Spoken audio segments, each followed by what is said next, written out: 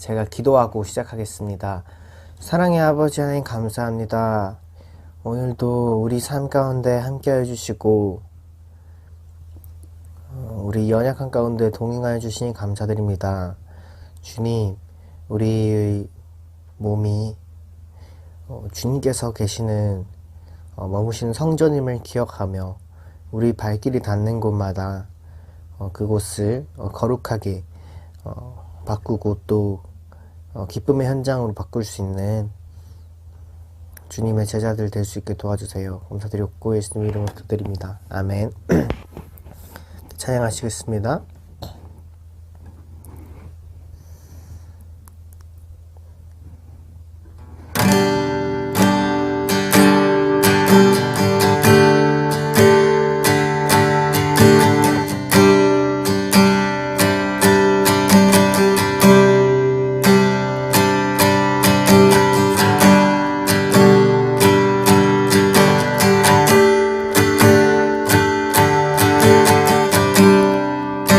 같은 죄인 살리시 나 같은 죄인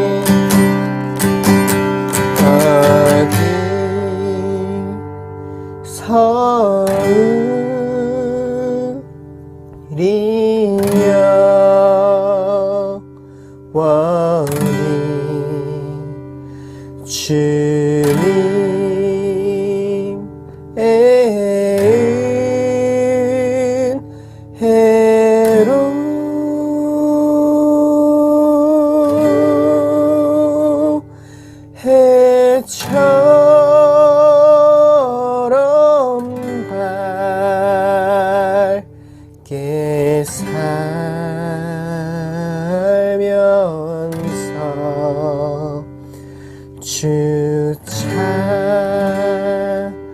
찬양하리라.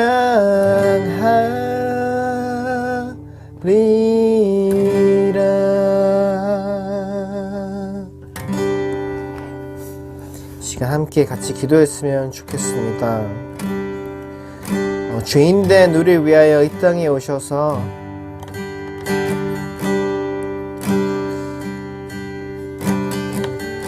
그 로마의 압제 속에서 십자가에 못 박혀 죽으시고 부활하셔서 소망을 보이신 주님, 감사합니다. 주님, 우리가 이제 이전의 방식대로가 아니라 주님의 방식대로 주님께서 가르쳐 주신 섬김의 길, 사랑의 길 따라서 살기 원합니다. 그리하여서 우리가 가는 발걸음 곳곳마다 예수의 흔적이 묻어나는 삶 되게 해주세요. 이 시간 함께 그렇게 같이 기도했으면 좋겠습니다. 예배를 위해서 같이 기도하시겠습니다. 기도드리겠습니다. 사랑의 아버지 하나님 감사합니다. 주님, 이 죄인을 위하여서 그 높고 높은 곳에서 낮고 낮은 땅으로 오신 주님 감사합니다.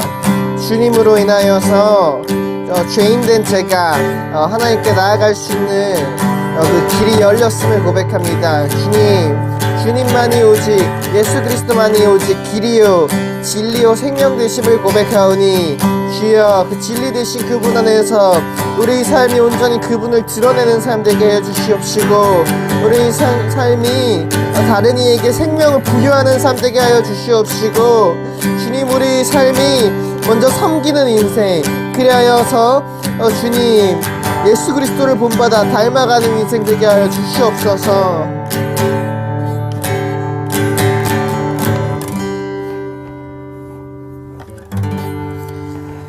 사랑의 아버지 하나님 감사합니다. 우리를 자녀로 불러주셔서 감사합니다. 예수 그리스도의 그 도를 알게 하심에 감사드립니다. 주님, 삶을 살아가다 보면 여전히 우리 안에 있는 연약함들을 발견하게 됩니다. 그러나 주님, 우리가 주님을 따라가길 원하오니 주님께서 가르쳐주신 그 생명의 길, 섬김의 길 따라서 세상과는 좀 다른 방식일지라도 그 좁은 문 좁은 길로 가길 원합니다.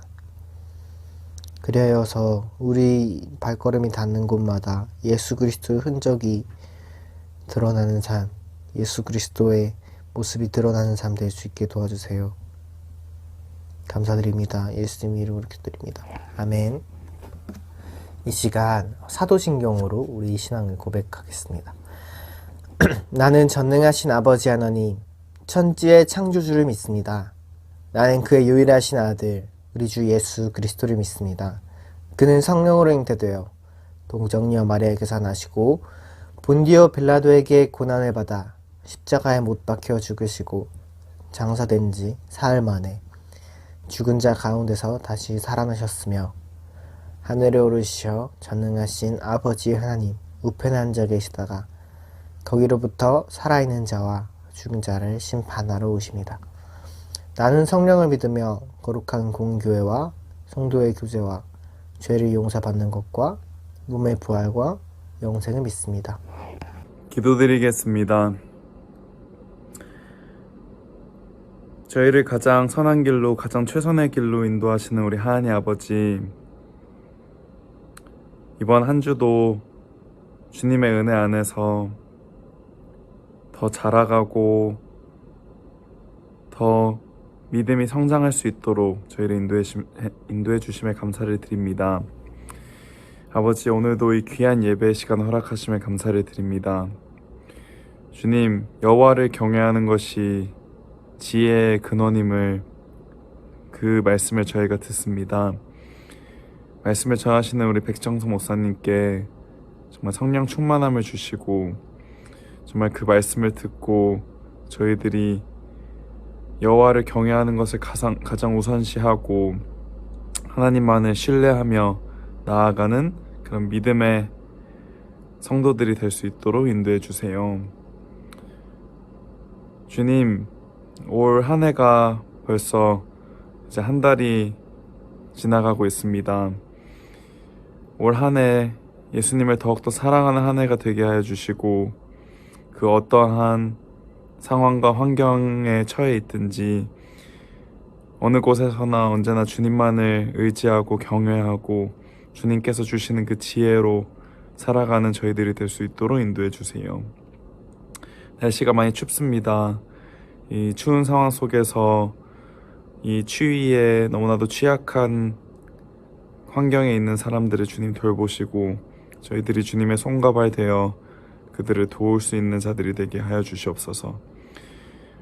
주님 앞에 또 주님께서 주신 이 선물 같은 이 한 주를 주님께 맡겨드리며 예수님의 이름으로 기도드립니다. 아멘. 안녕하세요. 백목사의 세상 읽기. 이번 시간은 극동방송 설립자 김장원 목사님을 소개합니다.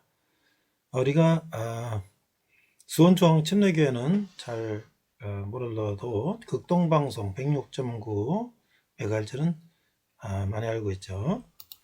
자, 극동방송 설립자 김장원 목사님은 6.25 전쟁 때 경기도 화성에서 자랐는데 가난한 집안의 막내 아들이었고, 그래서 이제 미군 부대 하우스보이로 구두 닦고 뭐 청소하고 이런 것들을 하면서 생계를 유지했는데, 그것이 이제 김장한 목사님의 인생의 전환점이 됐다. 그래서 부대에서 알게 된 미군 칼 파워즈 상사의 주선으로, 그러니까 17살 나이에 미국 유학기를 떠났다. 1951년 6.25 전쟁 중이죠.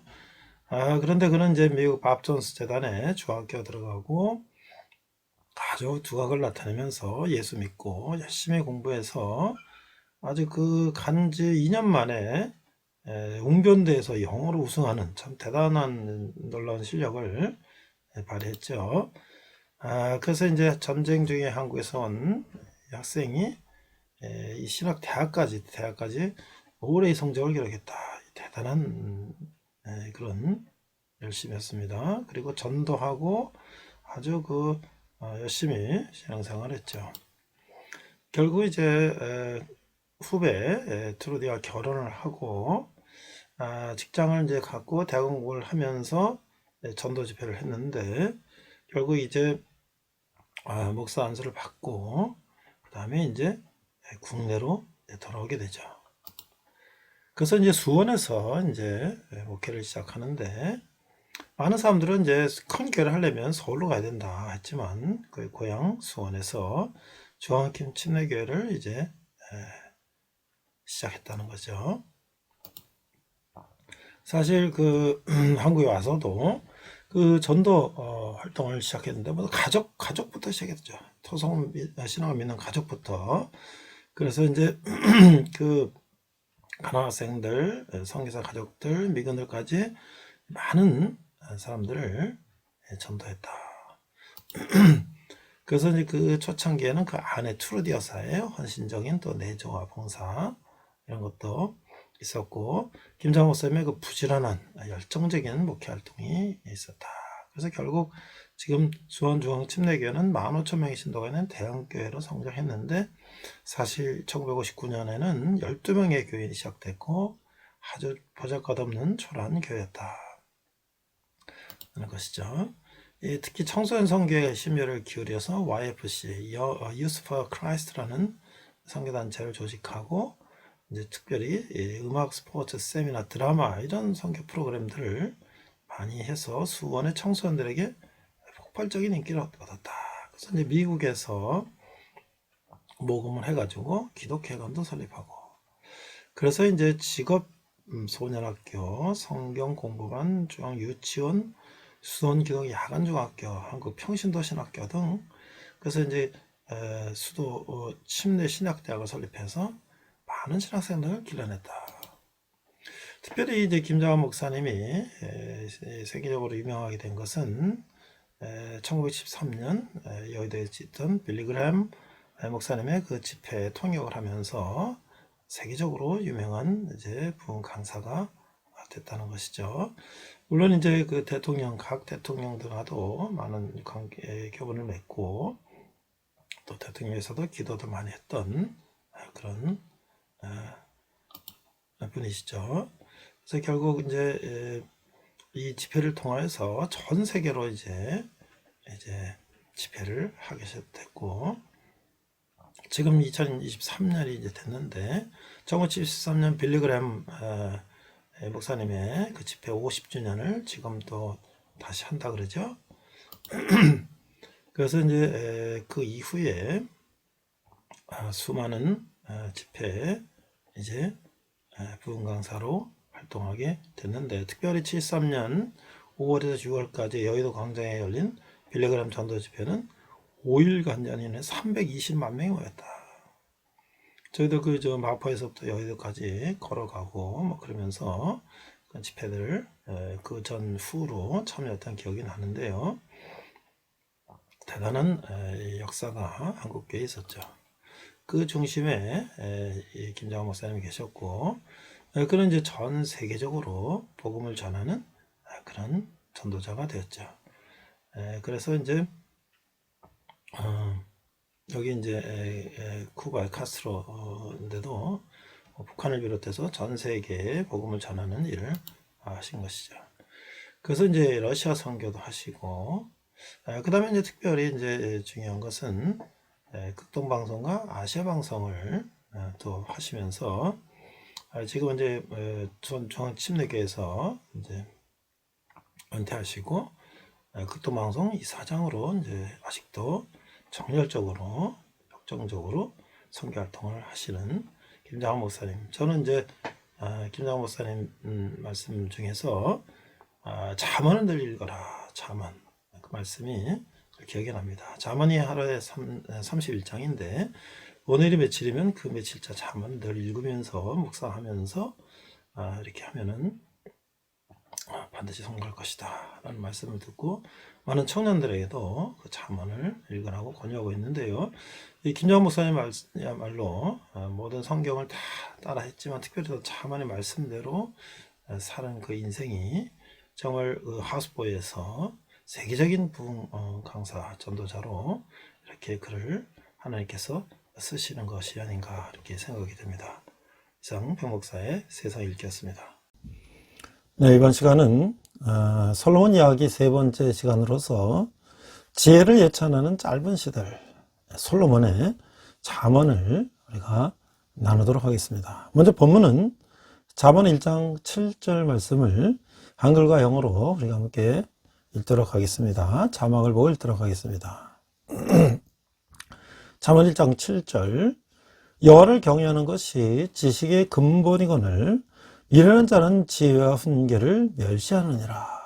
자, Proverbs. 이 잠언이라는 것이 지혜의 말씀이라는 뜻이죠. 자, The fear of the Lord is the beginning of knowledge.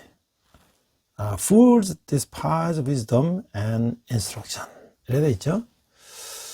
하나님을 경외하고 두려워하는 것이 지식의 시작이다.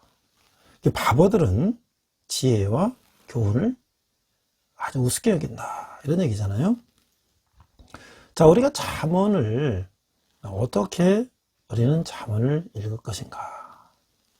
그래서 바로 인생의 지혜와 성공은 하나님을 경외하는 것이다.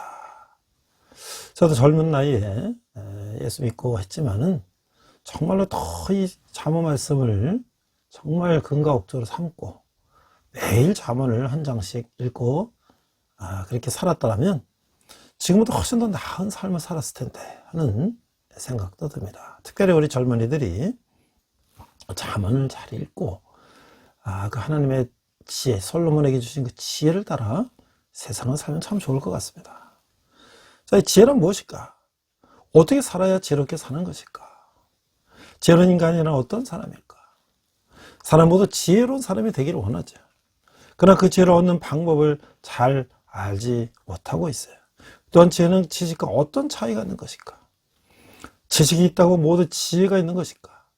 지식 없이도 지혜가 생길 수 있을까? 잠언은 이런 물음에 대답하는 것이죠. 잠언은 성경에서 가장 실제적인 책이다. 라고 하는 것이죠. 이 세상에서 어떻게 하면 지혜로운 삶을 살 수 있을까에 대한 금은 모음집이다. 금과 같은 말이다 이거죠. 일종의 성공적인 삶을 위한 성경적 처세서리입니다. 그러나 잠언이 말하는 성공적인 삶은 세상적인 부나 권력이나 명예를 얼마나 많이 소유했냐가 아니라 얼마나 하나님과의 바른 관계가 맺었는가에 달려있다고 하는 것이죠. 따라서 잠언이 가르쳐주는 인생의 참된 성공, 인생의 모든 지혜와 지식의 근본은 하나님을 경외하는 것이다. 오늘 본문에서 이렇게 말씀하고 있어요. 잠언은 이런 지혜와 지식을 소유한 사람을 지혜로운 사람이라고 하며 이런 지혜가 없는 사람을 어리석은 사람이라고 부르고 있는 것이에요. 우리가 잠언의 구조를 한번 살펴보면은 이 잠언은 이제 구조적으로 이 각종 금언과 격언 등의 모음집으로 구성되어 있다.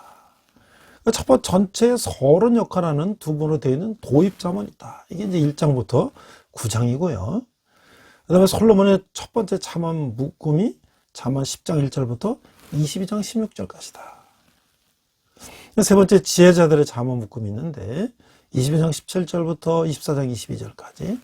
네 번째는 솔로몬의 두 번째 잠언 묶음인데 25장 1절부터 29장 27절까지. 이 다섯 번째는 전체의 결론 역할을 하는 두 부분으로 된 아굴과 르무엘이 받은 잠언이다. 이게 30장과 31장이다. 총 31장으로 되어 있죠. 잠언은 단편적인 금언들의 모음집이기에 알고 없으면 주제별로 재분류하면 도움이 된다라고 하는 것이죠.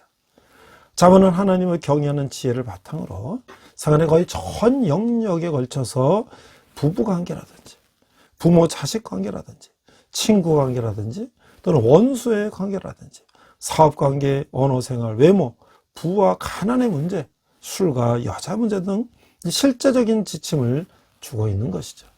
잠언을 최소한 이러한 40여 개 이상의 주제별로 나누면 잠언은 일상생활에 구체적인 도움을 주는 인생 매뉴얼이다 라고 할 수가 있는 거예요. 그래서 우리가 줄거리를 이렇게 따라가 보면 이 잠언은 노자나 루소가 가르쳐준 그 인간적인 생각에 대한 대안으로서 참 해답을 보여준다. 잠언은 인간적인 어떤 문제 해결 방식이 아니라 하나님이 방법이라는 것을 우리에게 강하게 가르쳐주고 있다. 그래서 잠언 전체의 내용이 그 사실을 말하고 있는데 몇 구절 살펴보면 3장 6절에 보면 너는 범사의 그를 인정하라. 그리하면 내 길을 지도하시리라.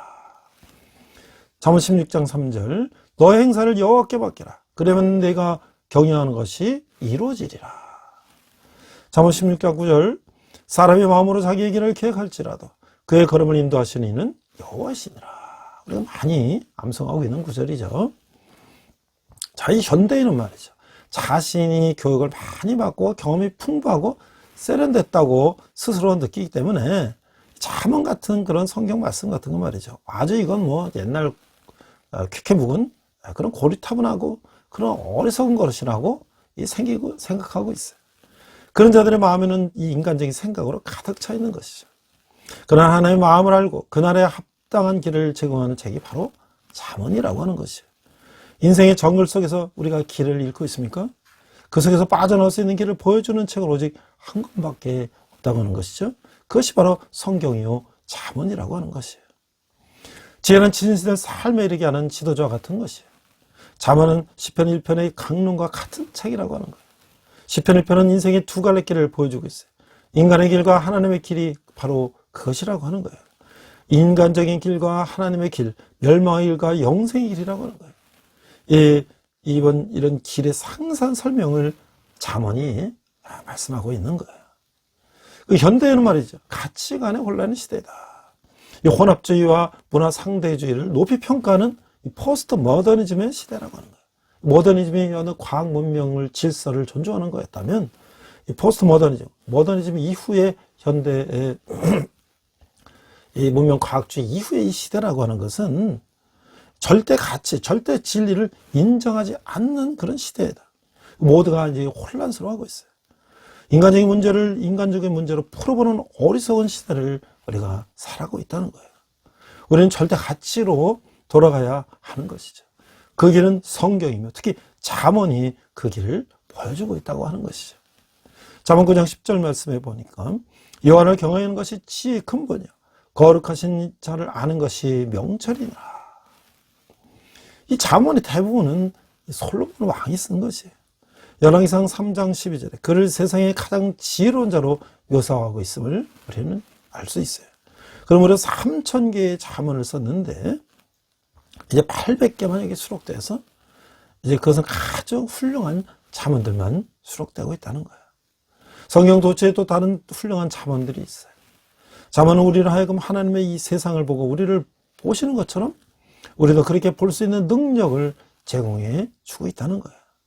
사무엘이 선지자학교를 세운 것처럼 솔로몬은 지혜학교의 교장과 다름없다고 하는 거예요.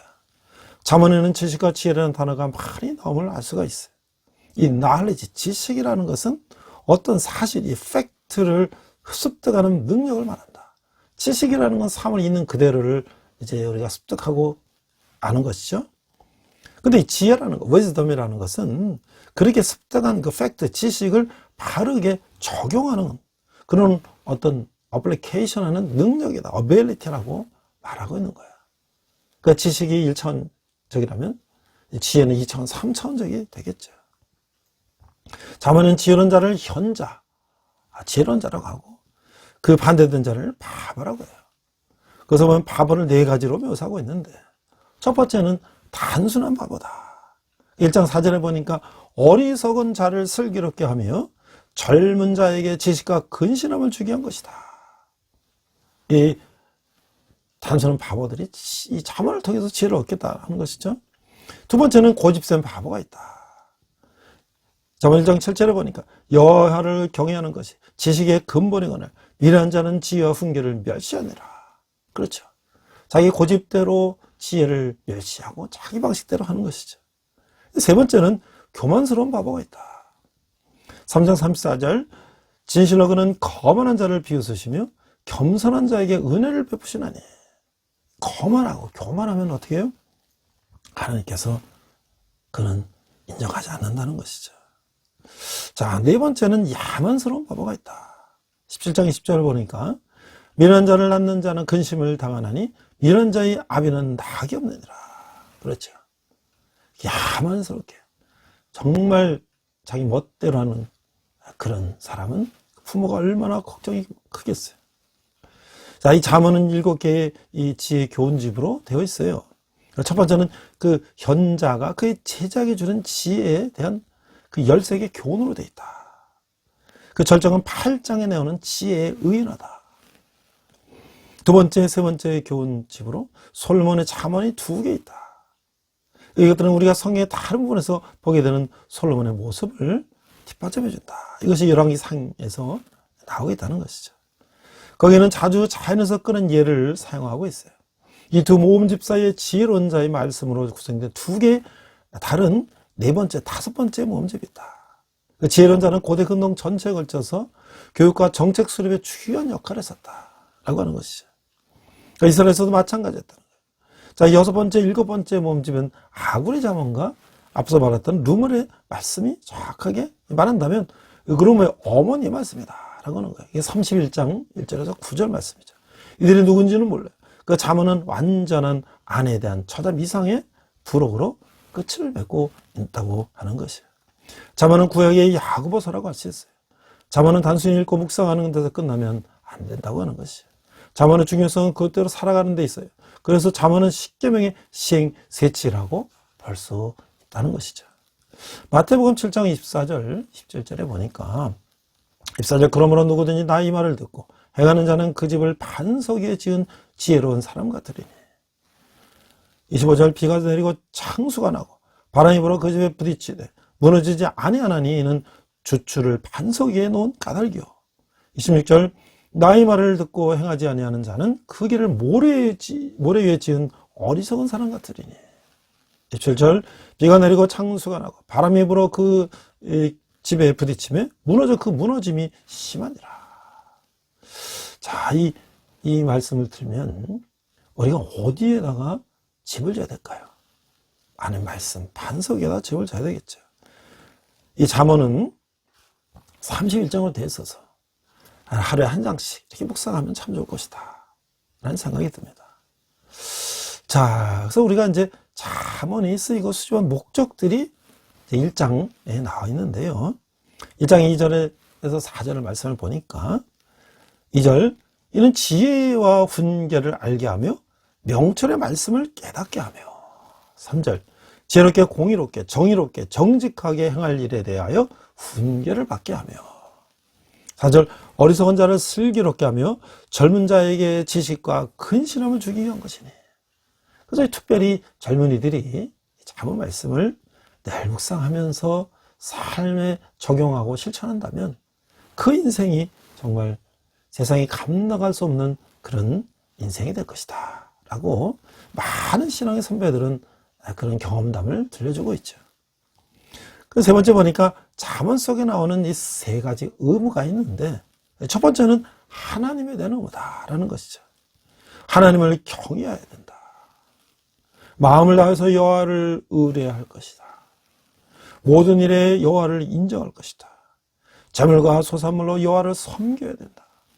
여호와의 징계를 가볍게 여기지 말아야 된다라고 하는 것이 첫 번째 하나님에 대한 의무라고 하는 거예요. 두 번째는 이웃에 대한 당부가 있어요. 이웃을 속이지 말아야 된다. 이웃에게 긍휼과 자비를 베풀어야 된다. 이웃과 더불어 화평을 도모해야 된다. 이웃에게 좋은 친구가 되어야 된다. 이웃에게 신실하게 행해야 된다라고 하는 것이죠. 하나님과 이웃, 그 다음에 자신에 대해서 의무가 있는데, 마음을 지켜 좌로나 우로나 치우치지 말아야 된다. 입술과 혀를 지켜 말의 절제와 경건을 이루어야 한다. 감정을 절제하며 분노를 바라지 말아야 된다. 마음을 낮춤으로써 겸손해야 된다. 재물보다 명예를, 은금보다 은총을 택해야 된다. 참으로 오늘날 이런 세상에서 물질 만능주의, 세상에 자기를 드러내는 세상에서는 거꾸로 가는 그런 이야기 같죠. 그러나 이것이 길게 보면 이것이야말로 우리 인생을 값지게 하는 교훈이라는 것을 인생을 살아본 사람들은 다 기억을 하죠. 그러나 이 지혜를 젊은 나이부터 이런 지혜대로 삶을 산다면 그 인생이 얼마나 훌륭한 인생을 살 수 있을까라고 생각이 드는 거예요. 그래서 우리가 잠언에서 배우는 이 지혜를 우리가 살펴보면 잠언 6장 6절에서 8절 말씀을 보니까 6장 6절, 게으른 자여 개미에게 가서 그가 하는 것을 보고 지혜를 얻으라. 7절, 개미는 두룡도 없고 감독자도 없고 통치자도 없으되 8절, 먹을 것을 여름 동안에 예비하여 추수 때 양식을 모으니라. 자, 이게 이런 이 세상의 지혜를 이런 진성 동물에서도 자연계에서도 얻을 수 있다는 거야. 야, 무언가를 사고 싶죠. 그런 유혹을 아주 거부할 수 없는 사람은 그 지력이 부족한 것이죠. 그 사람은 유혹을 이기지 못해서 자기의 지불 능력의 한계를 벗어나 결국에는 뭐예요? 장기적인 이 채무 상태에 빠진단 말이죠. 맛은 빚을 진다는 말이죠. 이런 사람들에게 성경은 이렇게 권면하고 있어요. 개미를 닮으라 라고 하는 거예요. 여름에 자유를 한 곳에 비추게 두면 겨울을 위한 준비가 된다는 거예요. 그 재물을 제대로 관리하기 위해서는 이 성품의 학교를 졸업해야 된다. 하나님에게 10%를 드리고 11조 드리고 또 10%를 저축하는 거예요. 이게 유대인의 이제 재정관리 방식이에요. 그럼 나머지 10%를 가지고 이걸 가지고 모든 비용을 충전하는 거예요. 그 금부전 부분에서 넘어지는 사람들은 바로 이 부분에서 굴복하는 거예요. 그래서 대체적으로 이 문제는 이 80%로 생활할 수가 없어서가 아니라 그렇게 하지 않기 때문이라는 거예요. 이런 사태로 이 사태를 피하는 유일한 길은 뭐냐면 예산을 짜는 거예요. 그래서 우리가 어떻게 우리에게 주어진 물질 가운데서 예산을 짜서 사는 것인가. 그래서 모든 신앙에 해당하는 유일한 경제 생활 방식은 없다는 거예요. 성경 이상적인 금전상에 관한 예를 광범위한 필치로 이제 묘사하는데 개인적으로 정의할 수 있는 원칙을 제공하고 있어요. 성경은 돈의 사용에서 중요한 여러 가지 지침을 제공하고 순종도 하도록 하는데 성경은 이런 지침뿐만 아니라 한 가지 더 할 것이 있어요. 이게 바로 뭐냐면 바로 성령께서 자기를 인도하시도록 기도하는 것이라는 거예요. 오직 성령님만의 사람의 독특한 인격과 재능, 은사, 청지기로서의 자질을 알고 지혜할 수 있기 때문이라는 거예요. 그래서 우리가 그리스도인의 최종 원칙이라는 그런 요즘에 공부도 많이 하고 있죠. 두 번째는 매우 작으나 가장 지혜로운 것이 뭐였냐. 이 동물에서 지혜를 얻고 있는데요. 잠언 3장 24절에 28절을 보니까 24절 땅에 작고도 가장 지혜로운 건 넷이 있나니 곧 힘이 없는 종류로 돼 먹을 것을 여름에 준비하는 개미와 약한 종류로 돼 집을 바위 사이에 짓는 사반과 임금이 없으되 다 때를 지어 나가는 메뚜기와 손에 잡힐 만하여도 왕궁에 있는 도마뱀이라. 정말 이 보잘것없는 이런 짐승 속에서도 우리는 지혜를 발견할 수 있다는 거예요. 이 개미를 봐도 말이죠. 이 어떤 부분으로부터 개미에게 우리가 지혜를 받을 수 있을까? 그거는 계획성과 준비성이라고 하는 거예요. 이 개미는 이게 겨울이 올 것을 알고 본능적으로 여름에 준비를 하죠. 근데 개미보다 훨씬 더 지능이 높고 똑똑한 사람들 중에는 자신의 미래를 생각하여 미리 계획을 세우고 준비하지 않는 이들이 많다고 하는 거예요. 그 신앙생활도 우리는 양극단을 피해야 된다라고 하는 거예요. 한편 이 극단은 믿음을 무계획이라고 생각하는 거예요. 그러니까 이런 신앙관리 간 사람들은 어떤 일을 하기 위해서 세밀하게 계획을 세우고 체계적인 일을 추진하거나 미래를 예측해야 미리 준비하는 것을 불신앙으로 생각하고 있어요. 그래서 여호와 하나님 모든 것을 다 준비하시기 때문에 우리가 안 해도 다 주신단 말이죠. 이거야말로 계획 없는 믿음인 것이죠. 반대로 우리가 또 너무 극단적으로 하나님이 계획하실 틈을 전혀 주지 않는 채 자신의 계획 속에 하나님을 가둬놓는 이들도 있다는 거예요. 이 모두 다 양쪽의 극단이죠. 그래서 올바른 신앙생활을 위해서는 균형이 필요하다. 성경이 말한 지혜는 미래를 준비하며 계획을 세우는 것인데, 그리고 그 계획을 이루기 위해서 차근차근 과정을 밟아나가는 것이다. 그것이 일의 성공을 가져오기 때문이다 라고 하는 것이죠. 그리고 신앙인들은 이 계획 속에서 하나님의 인도하심을 기대하며 문을 열어놓는 것이죠. 언제든 주님의 인도하심에 자신의 계획을 맞추어 수정해 나갈 수 있는 여지를 두는 것이다 라는 것이죠. 제가 앞에서도 예를 들었지만 이 잠언을 가지고 이제 우리에게 젊은이들에게 많이 고민을 하는 김정환 목사님에 대해서 제가 다시 한번 생각해 봤어요. 그분은 1934년에 경기도 화성에 태어났는데 사실 6.25 전쟁 중에 그 전쟁 와중에 가난한 집에 태어나서 미국 무대 가서 이제 구두 닦고 하는 이런 이제 하우스보이를 했는데, 그가 이제 그 미군 상사의 도움으로 미국으로 유학을 갔단 말이죠. 근데 그가 그런 미국에 가서 그 어린 나이에 열심히 공부하고 하나님 믿고 자기의 소질을 투각을 나타내서 그 간지 2년만 해서 웅변대도 우승하고 말이죠. 그다음에 신학대학도 가고 목사 안수도 받고, 그런 정말 그 전쟁 중에 정말 변두리 알지도 못하는 그런 나라에서 어린 나이에 와서 그런 미국의 주류 사회에서 그렇게 성공한다는 것은 그는 열심히 하나님의 뜻을 구하고 하나님의 뜻대로 그가 살았기 때문이라고 그런 말을 하고 있고, 저도 그렇게 생각을 하고 있어요. 그래서 결국 이제 그는 결혼도 하고 다시 이제 한국으로 돌아와서 12명과 함께 수원중앙 침략하기 시작하고, 또 청소년들을 위해서 YFC라는 그런 청소년 유스 미션 유스 오브 크라이스트라는 그런 청소년 전도 선교 기관도 만들고, 그래서 이제 그렇게 평생을 복음 전달해서 살았다고 하는 것이죠. 특별히 그가 이제 극동방송을 만들고, 그리고 그가 빌리그램 전도 집회에서 통역을 하면서 이 세계적으로 유명한 전도자가 됐고, 그래서 연세가 80 넘은 연세도 지금도 정열적으로 극동방송 이사장으로서 실제 방송도 하시고 설교하시고 활동하시는 거 보면서 우리의 환경이나 처지가 문제가 아니라 우리가 어떻게 하나님을 신뢰하며 하나님께 지혜를 구하며 또 하나님의 뜻을 따라 우리가 살면 우리 인생이 어떻게 달라질 수 있구나를 하나의 예시로 보여주는 분이 아닌가, 저는 그렇게 생각을 합니다. 특별히 우리가 또 자문에 대한 중요성을 우리에게 늘 강조하셨기 때문에 더더욱 생각나는 분이 아닌가 해요. 자, 그래서 이제 우리가 지혜를 예찬한 짧은 시들을 우리가 좀 살펴보면 1장과 9장에서 보면 자만에서 1장 5장은 뭐냐면 자만은 살면서 지혜가 중요하다라는 거예요. 그 자만은 살면서 지혜가 중요하다는 것을 선언하고 있어요. 그 지혜는 바로 여호와를 경외하는 데 있다고 우리 본문에서 읽었습니다. 경외라는 건 뭐예요? 두려운 공포심 같은 것이 아니고 하나님의 전지전능하신 속성 앞에 자기 모든 것을 내려놓는 마음을 말하는 거예요. 그 지혜는 모든 것을 포기하더라도 얻을 만한 가치가 있는 것이라는 거예요. 이분을 복음을 극히 값진 진주에 벼셨던 그 예수 그리스도의 그 말씀과 평행을 이룬다라고 할 수가 있는 것이죠. 복음은 어떤 것도 줄 수 없는 만족을 안겨주는 것이죠.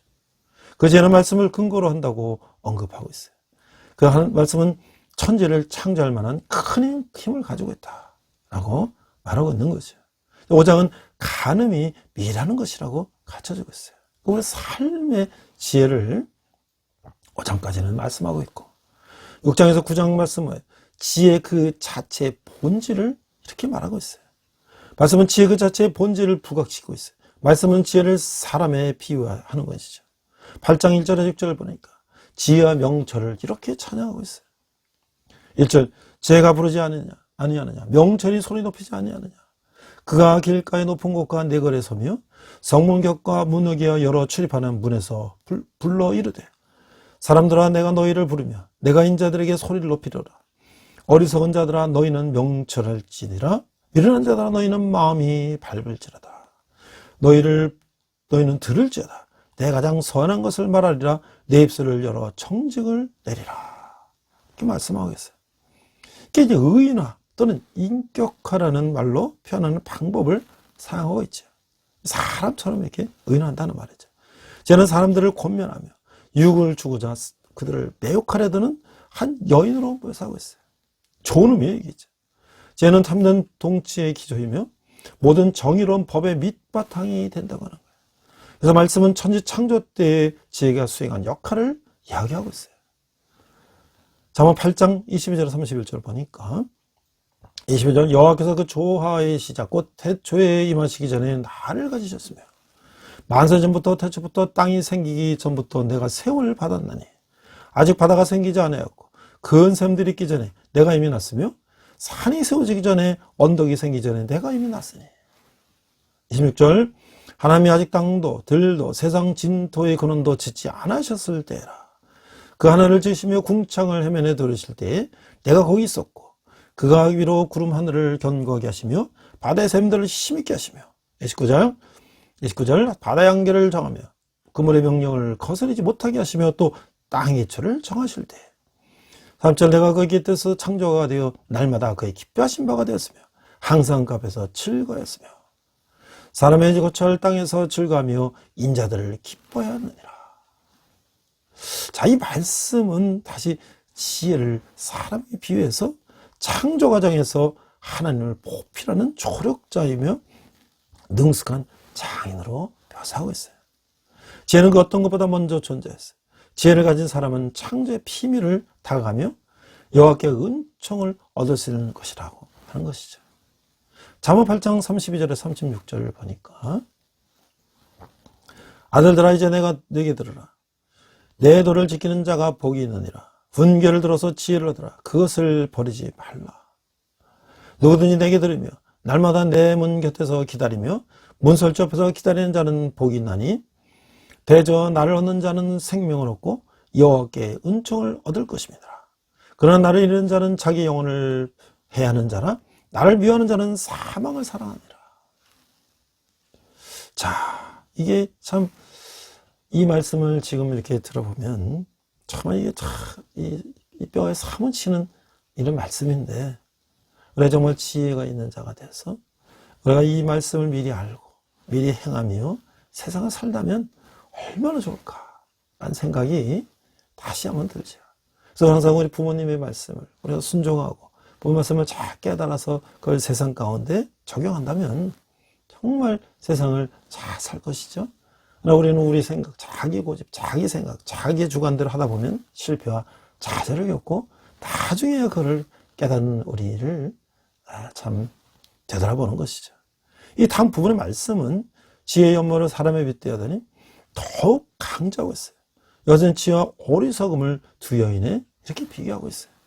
지혜는 자신의 목소리를 듣는 모든 사람들을 자기 집으로 초대하여 잔치에 참여하게 돼요. 그래서 잠언 9장 1절 6절에 보니까 1장 지혜가 그 집을 짓고 7 기둥을 다듬고 짐승을 잡으며 포도주를 혼합하여 상을 갖추고 자기 여정을 보내어 성중 높은 곳에서 불러 이르기를 어리석은 자는 이리로 돌이키라. 또 지혜 없는 자에게 이르기를 너는 와서 내 식물을 먹으며 내 혼합한 포도주를 마시고 어리석음을 버리고 생명을 얻으라. 명철의 길을 행하라 하느니라. 자, 이 초대에 응하는 사람들은 누구든지 생명을 얻는다. 반대 어리석음은 미련한 자를 깨어서 사망에 이르게 한다. 라고 하는 것이죠. 이 마음에 새게 할 격은, 금은, 이 좌우병등이 이 잠언에 이제 10장부터 24장까지 또 이렇게 말씀하고 있어요. 자, 잠언 10장에서 19장에 보면 이 솔로몬의 잠언들, 이 잠언 모음집이라는 거예요. 이 잠언 모음은 쉽게 요약할 수 없지. 이 잠언 모음은 가장 잘 읽을 수 있는 길은 먼저 본문이 추천하고 있는 지혜의 종류를 이해하는 거예요. 잠언은 내게 하나님의 말, 잠언의 한 구절을 이루며 이 한 구절은 2개 부분으로 이루어졌는데 이 가령 적은 소득이 공의를 겸하면 많은 소득이 불의를 겸하는 것보다 나으리라. 이게 대꾸가 되고 있죠. 대꾸가 되면서 거기에 지혜 말씀이 있는 거예요. 이 각 잠언을 구성하는 두 부는 대경우 서로 이 대조를 이루고 있다. 그래서 이 대꾸법이라고 하죠. 이 두 분의 중간에 그러나라는 말을 넣으면서 이런 대조가 더 극명하게 드러나는 거예요. 이 잠언은 이 종종 명령문의 형태도 되는 경우도 있다. 그러다가 이런 잠언들을 구역에 나오는 복과 동일한 판결에 놓아서는 안 된다는 거예요. 잠언의 효력은 우상 숭배나 살인을 절대 금지하는 명령의 효력과 견줄 수 없다는 거예요. 이런 잠언들은 지혜로운 자라면 미련한 죄를 멀리 할 것이고 이런 정도의 의미로 이해하는 것이 가장 적합하다. 잠언은 어디까지나 사람의 겉면이지 여호와가 내리신 명령은 아니라고 하는 거예요. 자녀에게 체벌을 가하면 하나님의 권위를 빙자한다는 것은 잘못된 것이다. 그렇죠? 그래서 매를 아끼는 자는 그의 자식을 미워함이라. 자식을 사랑하는 자를 근심과 근실이 징계하느니라. 이런 말씀도 어디까지나 우리 인간의 지혜로 이걸 행하도록 하면 좋을 것이다 라고 하는 것이죠. 우리가 잠언을 이제 이 구조와 또 하나하나 이 한 절 한 절의 그 의미를 우리가 생각하면서 매일 우리가 오늘이 매달 며칠이면 며칠 날 잠을 한번 읽어보고 그래서 하루 한 달을 1일부터 31장까지 1장부터 매일매일 읽어보면서 물론 다른 성경도 읽지만 또 오늘 하나님께 나에게 어떤 지혜를 주시는가를 한번 이렇게 읽어본다면 정말 우리 인생은 달라질 것이다. 특별히 이 젊은이들이 인생이 달라질 것이다. 라는 것을 저는 이 세상을 살아오면서 많은 이 성공과 실패를 경험하면서 오늘 다시 돌아볼 때에 우리 젊은이들에게 정말 특별히 권면하고 싶은 내용이고 저는 또 학교나 이 군대에서도 젊은이에게 틈만 나면 잠언을 묵상할 것을 권유하고 있어요. 그런 잠언을 묵상하고 그런 삶을 살았던 이제 앞서 제가 언급했던 김장원 목사님 예를 보면 그는 이제 극동방송이라는 것을 또 이제 운영을 하고 있죠. 그러니까 우리가 한국 교회에서 이 모 기독교 방송도 있고 뭐 라디오 방송들이 시작됐지만 이제 그들이 이제 나중에는 정치, 경제, 사회문화 이제 시사도 하고 뭣도 하고 하다 보니까 처음에 복음 방송의 그 순수성이 많이 이제 변질이 됐죠. 그러나 이제 이 극동방송은 지금도 하루 종일 이 복음 방송만 하고 있는 거야. 물론 지금 이제 TV 방송들이 생겨서, 크리스찬 TV 방송들도 생기고, 뭐, 타 종교 TV 방송 생겨서, 또 여러 가지 이제 그 순수 복음을 이제 방송하고 있지만, 라디오에서 뭐 운전하거나 우리가 뭐 일하거나 들을 때, 오직 이 극동방송만이 하루 종일 성경과 찬양과 말씀과 기도를 하고 있다는 거죠. 자, 이것이 바로 이제 김양 목사님이 그 한국에 가서 실천했던 것이죠. 우리 교회가 폭발적으로 성장할 때 이 라디오와 이 미디어와 맞물을 져가지고 엄청난 성장을 했다. 지금도 지금 이제 라디오가 쇠퇴하고 다시 이제 TV나 뭐 다른 매체들이 인터넷 매체들이 발달했지만 그래도 아직도 이 복음 방송, 이 극동 방송의 이 영향력은 대단하다고 할 수 있죠. 이 극동 방송은 완전 미국에서 시작됐고 이 냉전 시대에 북한과 소련, 중국 이런 공산권에다가 복음을 전하기 위해서 시작된 것이고, 그 다음에 그걸 또 일본에 있던 오키나와에 있던 거를 제주도로 와서 아세 방송을 또 시작했어요. 그런데 그 당시에는 극동 방송하는 게 이제 먼저 시작된 것이 있었다 그래요. 근데 이걸 다 합쳐서 이제 오늘날의 극동 방송을 이제 만든 것은 이제 김상하 목사님이다 라고 하는 것이죠. 그래서 특별히 이 대북방송, 북방선교, 이 굉장히 중요한 것이죠. 그래서 이 북한에서 탈북한 많은 분들이 중국이나 이런 쪽으로 다니면서 이 극동방송 많이 들었고, 또 우리가 지금 그런 단파 라디오 같은 것도 풍선을 통해서 보내지 않습니까? 그들이 이 복음방송을 듣고 하나님 영접하고 이제 그 공산주의에 어떻게 허구가 되고 잘못된 것들을 깨닫는 중요한 역할을 오늘도 하고 있는 거죠. 근데 이 극동방송이 어떻게 이렇게 수십 년 동안 운영을 하고 있을까? 순수한 복음만 하고 있는데 광고를 하고 뭘 하고 이래야지 그 수입을 가지고 방송 운영한다는 것이 아주 기본적인 상식인데 어떻게 그렇게 순수 복음 방송만 하고 광고들 하지도 않으면서 어떻게 이제 운영될까? 이것은 바로 헌금과 그 다음에 그 절약정신 그리고 많은 기도와 후원 이런 걸 통해서 이걸 운영한다고 하는 것이죠. 그래서 지금도 86세가 되신 목사님은 일선에서 지금도 활동을 하시는 걸 보면 얼마나 하나님의 글을 귀하게 쓰신가를 알 수가 있어요. 저는 이제 아시아 방송이 설립되는 것을 이 오키나와에 있던 걸 제주도 옮겨서 이제 그걸 설립할 때 저도 그 비하인드 스토리를 어디서 들은 적이 있어요. 그 이제 박정희 대통령 시절에 그것을 허가를 내야 되는데 그 출력을 엄청난 출력을 해달라 그러니까 정부에서 그걸 허락하지 않았다는 거죠. 제주도 지역 이쪽 뭐 커버하면 되는데 그렇게 엄청난 출력을 과연 정부에서 허락해 줄 리가 없죠. 근데 그때 이제 대통령한테 답변을 했다는 거죠. 저 북한, 저 소련 이런 데까지 복음을 전하려면 출력이 커야 됩니다. 그 말에 이제 대통령도 오케이 했다는 거예요. 그러니까 그가 그러한 정말 꿈과 비전을 가지고 그걸 요청했을 때 하나의 그 마음을 움직여서 지금은 이게 밝은 나라 뭐 저 굉장히 먼 그런 나라까지도 들린다고 하는 거야. 얼마나 그가 하나님께 받은 지혜를 정말 이 선교, 복음에 쓰고 있나 이렇게 생각이 되는 것이죠. 오늘 제가 사모한 말씀을 생각하면서 자, 우리는 늘 하나님의 말씀을 공부하고 말씀을 배우고 말씀을 적용하는 일에 우리가 최선을 다해야 되겠다라는 생각이 드는 거예요. 하나님께서 그의 자녀를 인도하시는 주된 방법은 하나님의 말씀은 성경을 통해서라는 거예요. 어떤 사람들은 성경 보면 너무 평범하고 흔한 일하고 재미없는 일이라고 생각할지도 몰라요. 그러나 성경은 삶 가운데서 하나님의 인도하심을 진정으로 원하면 그리스도를 따르는 사람들에게는 필수적이라고 하는 것이에요.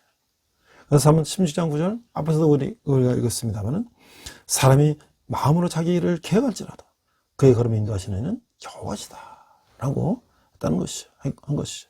그 시편 119편 105절에 보니까 주의 말씀은 내 발의 등이요 내 길의 빛이니라 라고 선포했던 거예요. 우리의 삶을 위한 하나님의 뜻이 90%는 이미 하나님의 말씀, 성경 안에 드러나 있다는 말이 있어요. 이 말 들으면 어쩐지 과장처럼 들리긴 하죠. 하지만 깊이 생각해보면 성경은 진실로 삶의 아주 많은 부분들에서 구체적인 가르침을 주고 있는 거예요. 하나님의 말씀은 우리의 성품과 행동이 어떠했는지 가르치고 주고 있어요.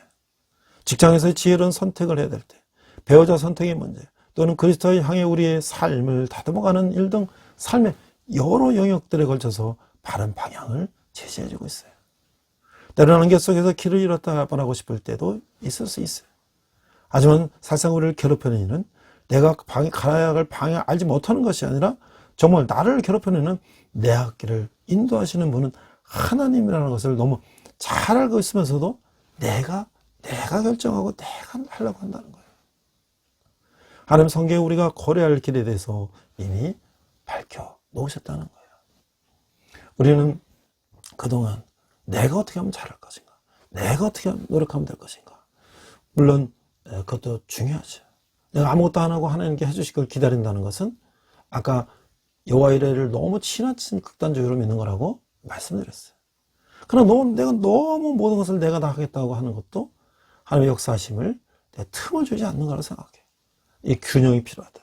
그래서 우리가 열심히 노력하며 하나님의 또 지혜를 말씀을 통해서 지혜를 구하고 또 그것을 하나님의 뜻을 내가 이 땅에 실천하는 그런 삶을 균형 있게 살아간다면 하나님 우리를 기억에 정말 우리가 상상할 수 없는 그런 곳에서 하나님의 역사를 우리를 쓰실 것을 우리는 잠언을 통해서 이제 확인할 수가 있는 것입니다.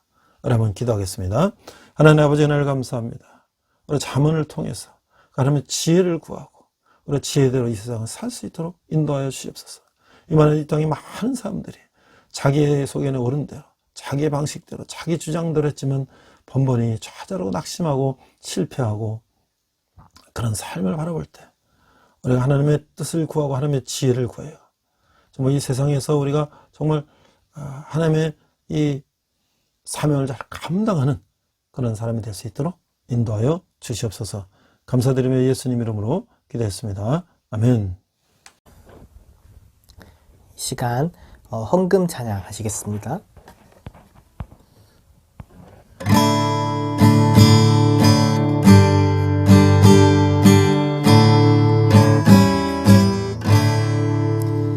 내게 있는 모든 것을 아낌없이 드리네.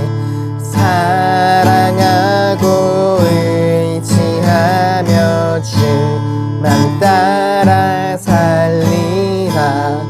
주께 드리네. 주께 드리네. 사랑하는 구주 앞에 모두 드리네. 아멘.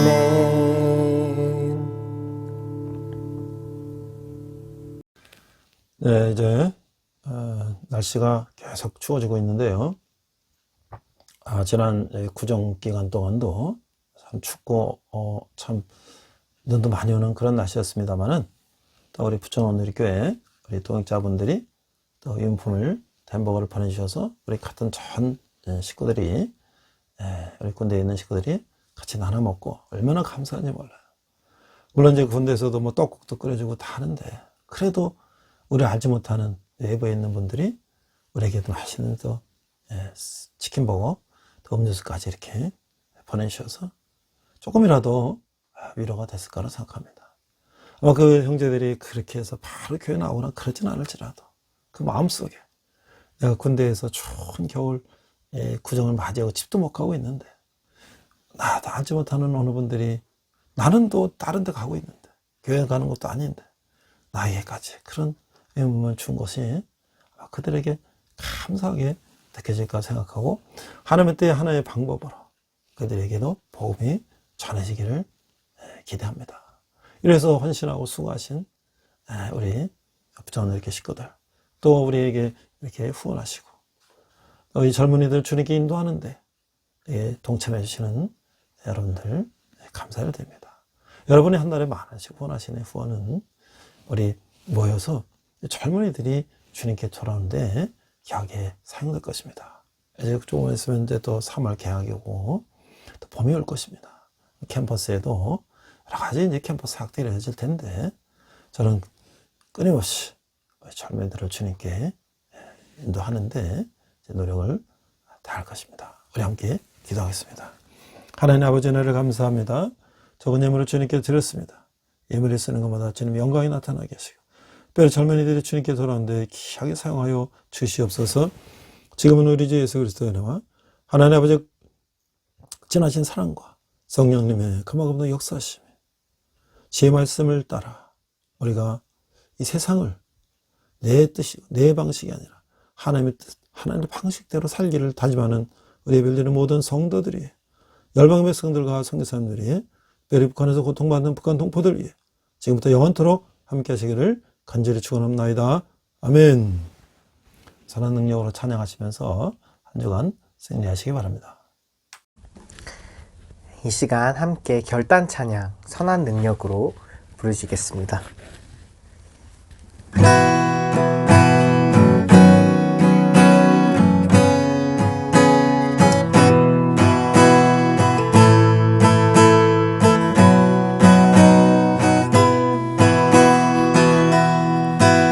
그 선한 힘에 고요히 감싸여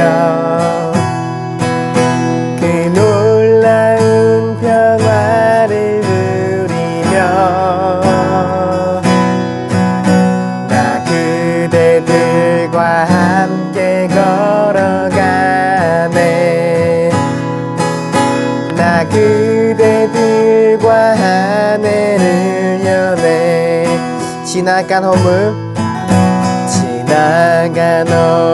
어둠의 날들이 무겁게 내 영혼 짓눌러도 오 주여 우릴 외면치 마시고 약속의 구원을 이루소서 그 선한 힘이 우릴 감싸시니 믿음으로 일어나를 기대하네 주 언제나 우리와 함께 계셔 하루 또 하루가 늘 새로워 주께서 밝히신 작은 촛불이 어둠을 헤치고 타오르네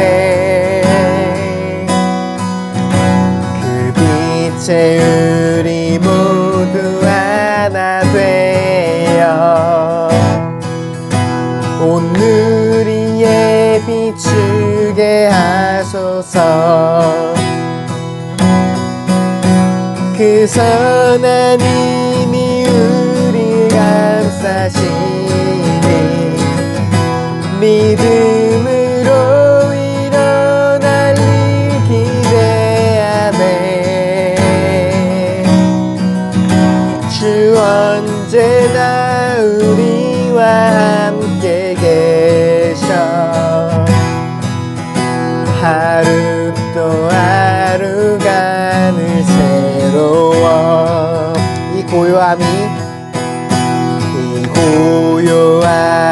깊이 번져갈 때 저 가슴 벅찬 노래 들리네 다시 하나가 되게 이끄소서 당신의 빛이 빛나는 이 밤 그 선한 힘이 우릴 감싸시니 믿음으로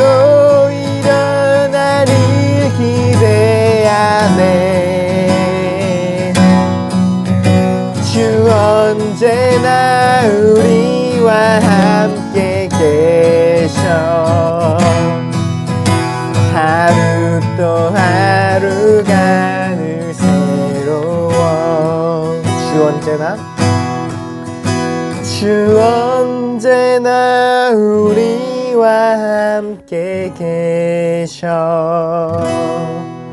하루 또 하루가 늘 새로워.